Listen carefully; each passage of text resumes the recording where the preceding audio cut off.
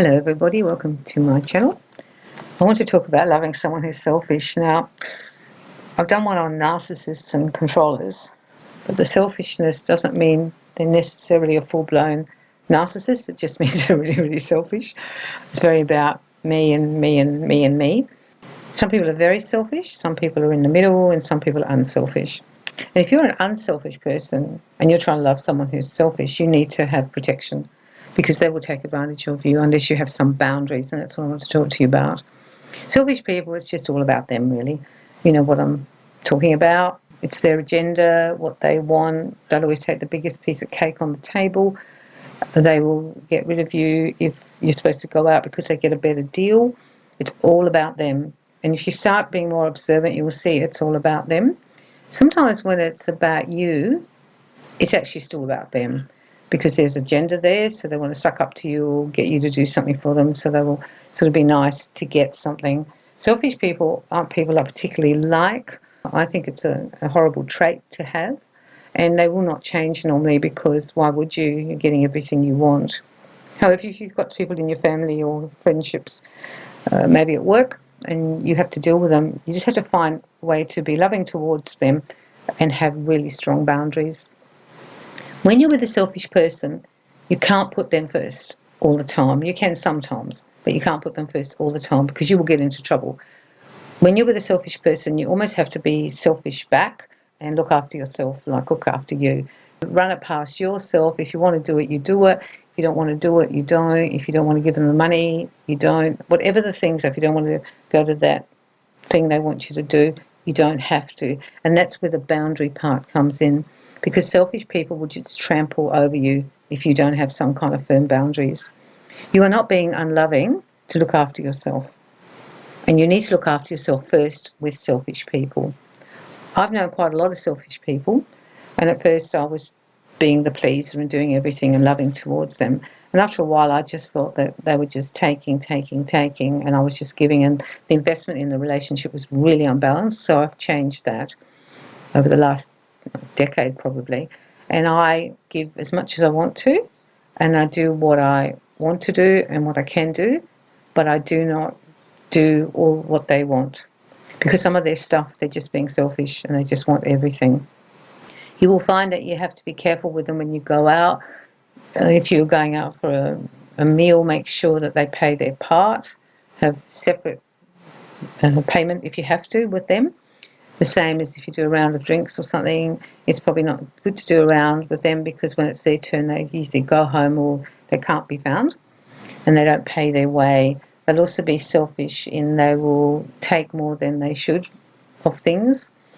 For example, if you go on a trip or something with them, they will take all the best room, the best food and the best everything. They just look after themselves.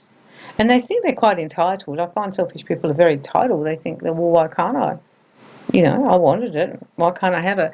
And that's what you're actually dealing with. And sometimes you will love these people because they're in your family and or friendship groups.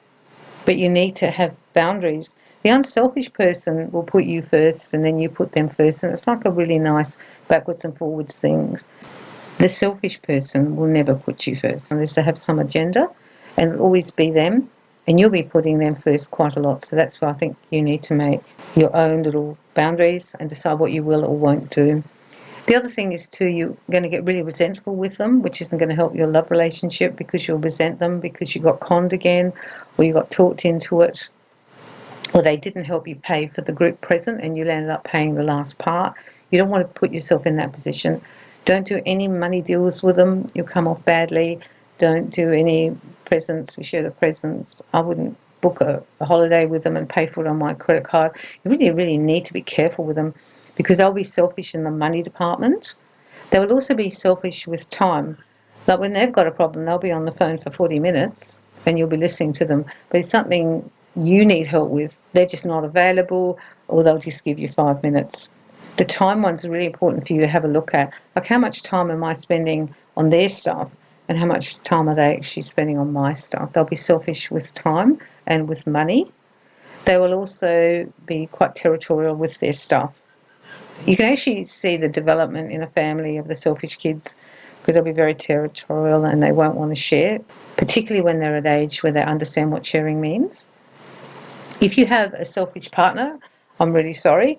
You're just going to have to stand your ground with them and get what you want. For example, if they're selfish and they always buy you a crap birthday present, this year, let them buy the crap birthday present because you can't maybe change them, and go and buy yourself really something wonderful and spend lots of money on yourself, and so you get it, or Christmas present. You're going to have to indulge yourself because they won't indulge you. Selfishness, I think, is a really horrible trait. I really dislike it because it lacks love. That's what it is. It's lacking in love. And people who are selfish, I don't feel are loving people, because love is about thinking of the other person and doing things to the other person, like in goodwill. They will also get kind of cranky with you if you stand your ground with them and don't let them take advantage of you, so be aware of that. That's actually a really good sign. That means that you're doing pretty well, because they're mad with you now and they're not talking to you for 3 days. But they'll come back because they need you actually more than you need them. And I want you to understand that the dynamic is that you give and they take, and you want to change that, which will be, I'll give what I want and I'll give you how much I feel I want to give you, and that's all. And there'll be a stop there. The selfishness, I think, can be two ways. One way it can be through an upbringing of being a spoilt child, but the other way, which I think is actually more common, is it's inherent. It's like a DNA thing. They inherit the genes of, maybe grandpa was a selfish old bee, or maybe grandma or whatever, and even the mother and the father, and they actually are like that genetically. They're selfish like the father or the mother. You'll be able to see that in families. You'll see one family member who's so kind or do anything for you and very loving, and then you'll maybe get another one or two who are selfish and won't do anything. Be aware too that they'll be very charming out there, a little bit like the narc, and they will do something for the neighbours when you've asked them to help you with something for weeks, and they won't do it because it makes them look good. I think selfish people have like an ego thing going on there. It's all about how it looks, and the ego needs to be puffed up by other people, but maybe with their family and friends it's not so important. I don't know. Protect yourself. We can still love them, we can still spoil them, we can still do things for them, but we have to have an awareness of the unequal investment in that particular relationship you have with that mother's brother, son, whoever, grandma, whoever it is, or friend. Just be aware of that and keep yourself, I would say, safe from being used. Because with selfishness, I think they are users.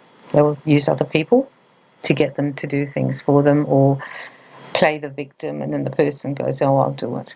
How many times have you heard people who have been talked into minding someone's dog when they go on holiday and they really don't like dogs and didn't want to do it, and the other person just pushed? So you need to be very, very aware that when you're dealing with a selfish person, you need to be selfish first and take care of yourself first, and then give after that. Otherwise, it's almost such an unequal relationship, it can't almost work. It doesn't really work. And you will not be able to change them. Understand that they will remain selfish till their last breath, probably. And so you need to be very aware of that. There's also a lot of, they almost don't want to get it where you're at. I find they're quite lacking in compassion for other people, and often play like they're the victim. You know, they're the sort of people who'd ring up someone who was terminally ill and be complaining about their sore back, because it's all about them. And that's where it kind of trips into that narcissistic kind of place, but they're not quite narcs. They're just really, really just selfish. Maybe they don't have some of the other traits of a narcissist. If you're not sure what a narcissist is, I encourage you to go on the internet and check it out and see the traits. And I've noticed that some people aren't really full-blown narcs. They're just selfish people, and they will get away with things if you let them. And you will be mad with yourself because you got conned again. So that's another thing. It's better to give in honesty and truth and stand your ground, and then afterwards you're like, oh, I got conned again, because that's not a very good feeling. So good luck loving your selfish person. I think we can just love them. I sort of think they're selfish, and I accept it. and I protect myself, but I can still love them. Because I think they miss out on a lot, because it's not in getting that you get happiness in your life, it's actually in giving. That's where you really get happiness, and that's in giving in your time and your attention and maybe money and also help and also advice, and you'll find that they won't be giving you much of any of those. So good luck with your selfish person. I think you can do it. I do it. I can cope. But you have to see it. Just make sure you see it. Once you see it, it's actually easier. So I'm sending you lots of love and lots of life. So I'm sending you good wishes for the week and good luck with your loving your selfish person.